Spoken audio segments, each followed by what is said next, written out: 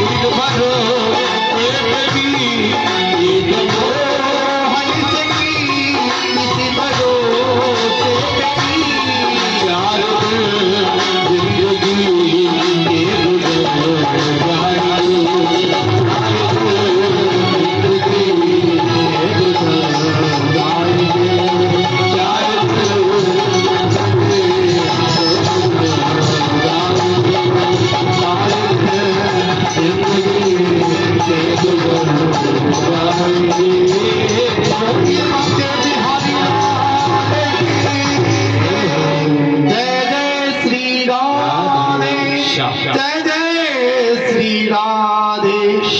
जय श्री राधे श्याम। एक बार प्रेम से बोलो जय श्री कृष्ण।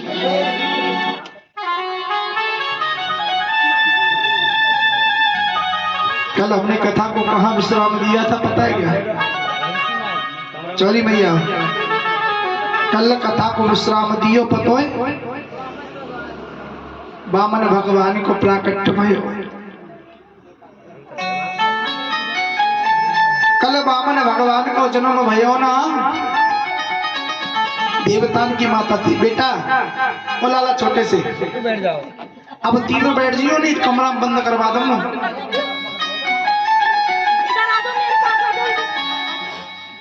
छोटे छोटे जो बालक घूम रहे हैं ना, छोटे तीनों, या तो चुपचाप बैठ जाओ, नहीं कमरा बंद करवा दूंगा अभी पंडित जी के।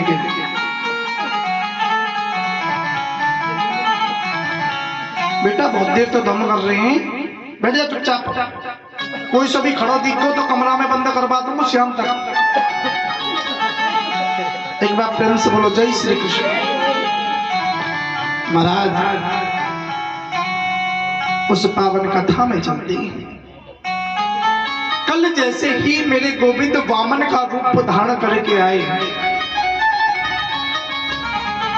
एक अद्भुत रूप बनाया, छोटा सा लोहरा सा ब्राह्मण बनकर के भगवान आए।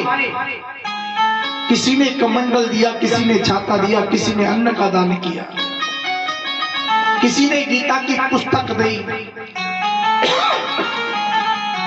महाराज किसी ने तो भगवान को रुद्राक्ष की माला दी, ये लो आप भगवान का भजन करना। महाराज आज हाथ में कमंडल, सर पे छाता और काख में गीता जी की पुस्तक को दबा करके मेरे ब्राह्मण का रूप धारण करने वाले गोविंद आज वहां से चल देते हैं। महाराज जैसे ही चलने लगे, कहीं नहीं गए, सीधे राजा बलि के द्वार पर पहुंचे। राजा बलि के द्वार पर जाकर के अलख जगाई, भिक्षाम देहि माता भिक्षाम देहि।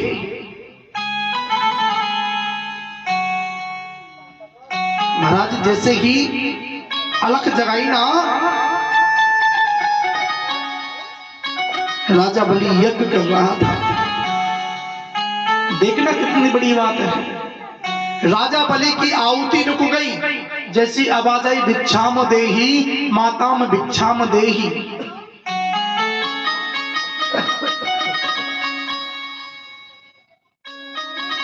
महाराज आज मेरे गोविंद की कृपा से राजा बलि ने अपने गुरु शुक्राचार्य से कहा, महाराज रुक जाओ, अभी आप मंत्र मत पढ़ो, क्योंकि कहते हैं अगर द्वार पर कोई याचक आ जाता है,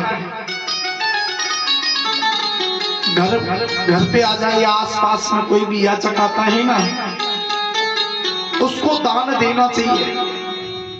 मांगने वाला है तो उसको दान देना चाहिए। अगर वो हमारे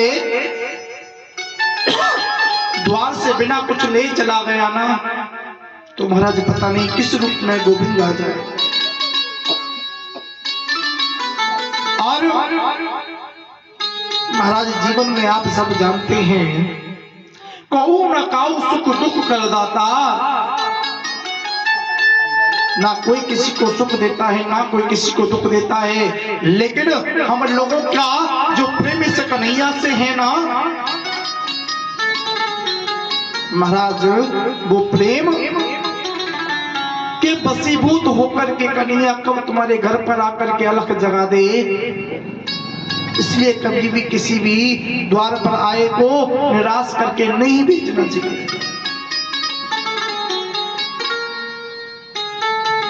महाराज एक बार प्रेम से बोलो जय श्री कृष्ण। आज गुरु जी ने कहा, अरे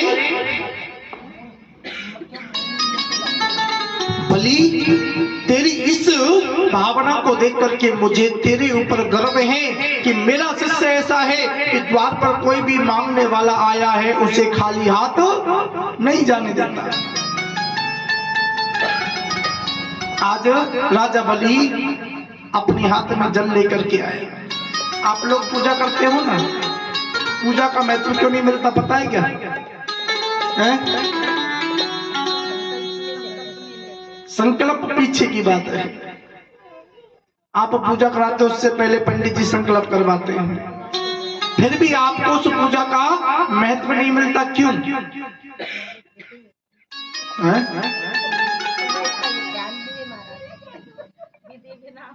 देखो जब भी पूजा करो ना, कोई विद्वान करवाए या ना करवाए, क्योंकि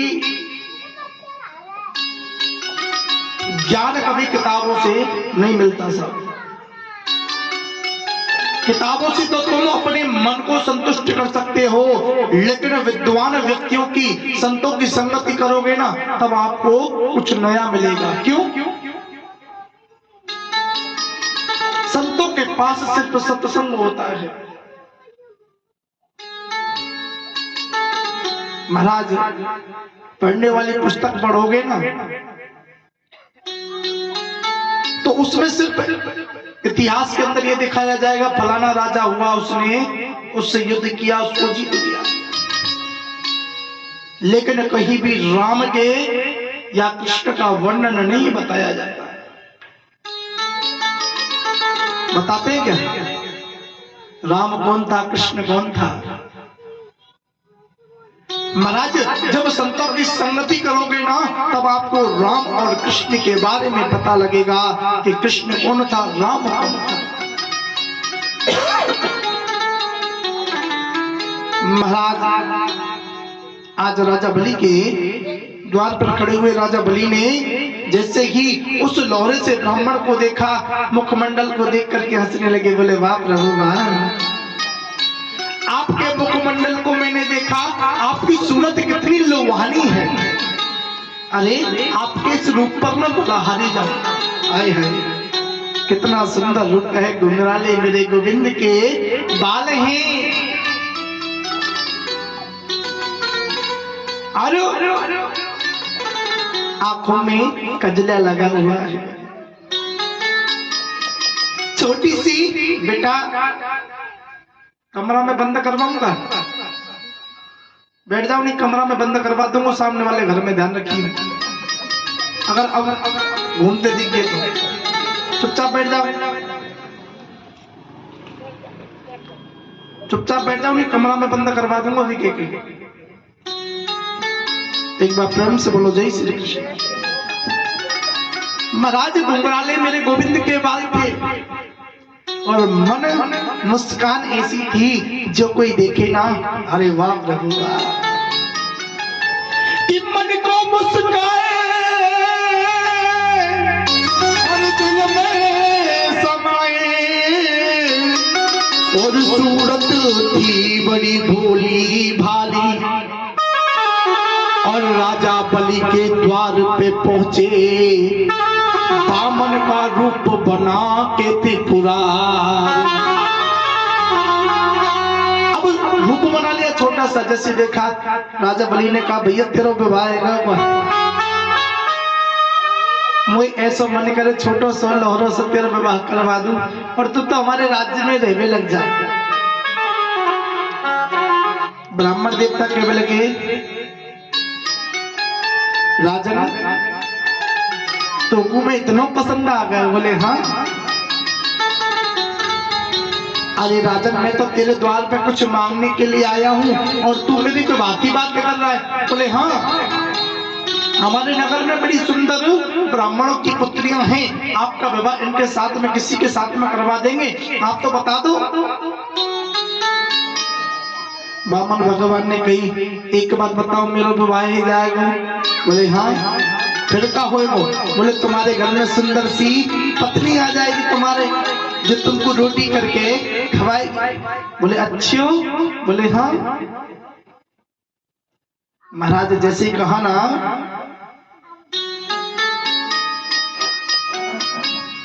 आज जैसे ही कहा बोले जब शादी हो जाएगी, शादी के बाद में क्या होता है? बोले बच्चे होते हैं। अच्छा, बोले हाँ, फिर बच्चे होते हैं तो कि वो बड़े होते हैं, फिर उनको स्कूल में पढ़ने के लिए भेज देते हैं।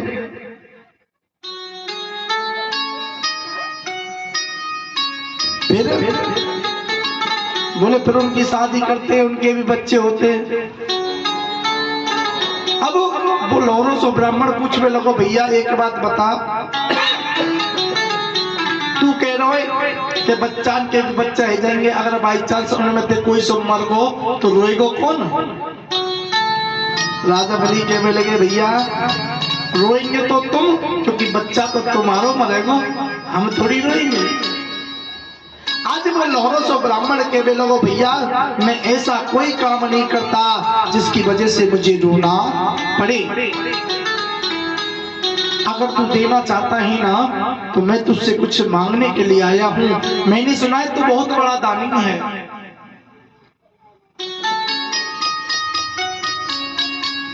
महाराज मैंने सुना है तू बहुत बड़ा दानी है। आज राजा बलि कहने लगा, आपने सही सुना है, मेरे द्वार से कोई भी खाली नहीं जाता। आज लहरों से ब्राह्मण कहने लगो, भैया मैं कुछ मांगना चाहूं, लेकिन मेरी एक शर्त है, सबसे पहले संकल्प करो। बोले संकल्प? बोले हाँ। अब जैसे ही संकल्प की बात आई ना, गुरुजी के कान खड़े हो गए। बोले ये कोई साधारण ब्राह्मण नहीं हो सकता, अरे ये तो कोई छलिया है जो महाराज राजा बलि को छलने के लिए आया है। क्योंकि ब्राह्मणों को तो रुपया दे दो, संकल्प दे दो, चाहे बिना संकल्प दे दो वो तो ले ले।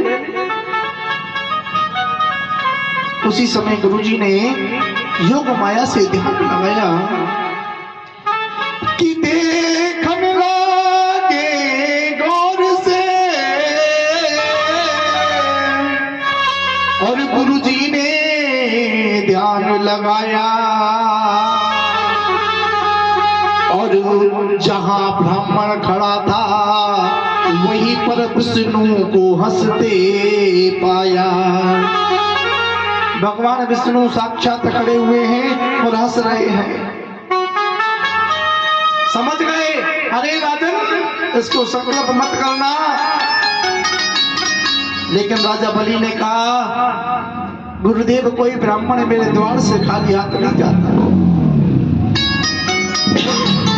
अरे राजा इसको संकल्प मत कर, ये कोई ब्राह्मण नहीं, ये तो विष्णु है, तुझे छलने के लिए आया है। आज राजा बलि ने अपने गुरुजी की बात नहीं मानी। आज भगवान की उस मोहमाया में फंस गए। भगवान कहने लगे, भैया पहले संकल्प कर, उसके बाद में मैं तुझसे कुछ मांगूंगा। हाथ में जल ले लिया। अब जैसी हाथ में जल डालने के लिए राम धरे को लिया। अब गुरु तो गुरु होते हैं साहब, कोई भी गुरुजी नहीं चाहता कि मेरे शिष्य के ऊपर कोई विपदा आए। गुरुजी ने छोटा सा रूप बनाया और नल की टोटी में जाके बैठ गए। अब जैसे ही राम जरा में से पानी डालने लगे, भगवान पानी नीचे नहीं आए। महाराज जैसे पानी नहीं आयो, भगवान सोच में लगे। आज भगवान ने भी गौर से देखो, ध्यान लगायो। गुरुजी छोटा सा रूप बनाए के बैठे। भगवान समझ गए, अच्छे हो अपने चेलाए बचावे के मारे गुरुजी छोटो से रूप बनाए के बैठे हैं। महाराज पास में एक कुसा पड़ी थी, उस कुसा को लिया और राम धरे की टोटी में कुसा दिया। महाराज गुरुजी छोटो सा रूप बना के बैठे। वो कुसा का जो पीछे की जड़ थी ना, जाकर के सीधी शुक्राचार्य जी की आंख में लगी। शुक्राचार्य जी रोते रोते बाहर निकले, आंख में से खून निकल रहा था। राजा बलि ने पूछा, गुरुदेव आपके आंख को क्या हुआ? बोले राजन कि तू तो राजा गयो काम दे और तेने सब कुछ अपनों गवायो, और जग में मेरी हंसी करा दी, जग में मेरो कानो इनाम धरायो। आज तक कोई मुझे दो आंखों वाला नहीं कहता, दो आंखों वाला कहता था, लेकिन अब कोई मुझे दो आंखों वाला नहीं कहेगा, क्योंकि मेरी एक आंख बंद है, फूट गई। अब तो मुझे एक आंख वाले शुक्राचार्य के नाम से जाना जाएगा। महाराज, आज मेरे गोविंद की कृपा से संकल्प पूर्ण हुआ। राजा बलि ने कहा, प्रभु मांगो, क्या मांगना चाहते हो? बोले, गुरुदेव, हे ब्राह्मण देवता, मांगो, क्या मांगना चाहते हो? आज वो लोहरो से ब्राह्मण कहने लगो, भैया मोकू कछुना चाहिए, मोकू दे तो 3 पग भूमि को दान दे दे। 3 पग भूमि? बोले हाँ। महाराज, राजा बलि को हंसी आ गई। बोले, मांगा तो क्या मांगा? 3 पग भूमि। इन पंडितन का तो मांगो भी ना आवे। एक कवि ने बड़ा सुंदर एक दोहा लिख दिया कि अग्रिम बुद्धि बढ़िया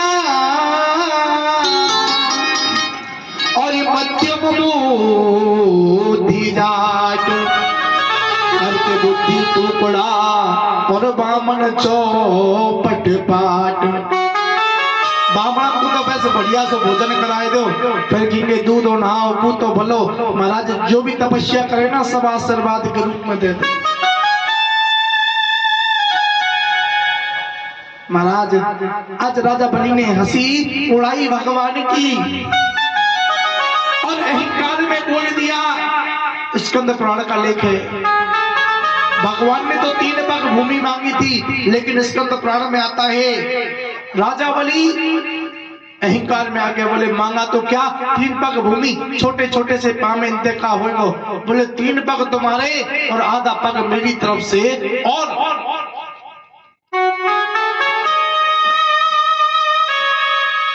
महाराज, आज जैसे ही कहा ना, भगवान ने कहा ठीक है। राजा बलि की एक बेटी थी रत्नमाला, जो भगवान के रूप को देख करके मन में सोचने लगी, अगर ऐसा बालक मेरे है जाता ना, तो उसको मैं अपने आंचल का दूध पिलाती। भगवान ने कहा, राजन, मैं अपने पग से, पैरों से भूमि को नाप लूं? बोले हाँ। उसी समय मेरे गोविंद ने अपने शरीर को विराट स्वरूप में बदल दिया। अब तक तो एक छोटा सा ब्राह्मण दिखाई दे रहे थे, अब देखा तो सिर्फ पैर ही पैर दिखाई दे रहे हैं, सर का पता नहीं सर कहां है। जब पैरों को राजा बलि ने देखा, कवि ने एक बात लिखी, जो दोहा बनाया ना, पाहन पूजे हर मिले, तो मैं पूजू पाहन ताते, ये चाखी बलि पीस सिखाए संसार। विद्वान लोग कहते हैं, आज राजा बलि भगवान के चरणों को देख रहा था बस। और पाहन का मतलब पैर भी होता है। अगर भगवान के चरणों की वंदना की जाती है ना, भगवान के मुखमंडल को कौन देख सकता है?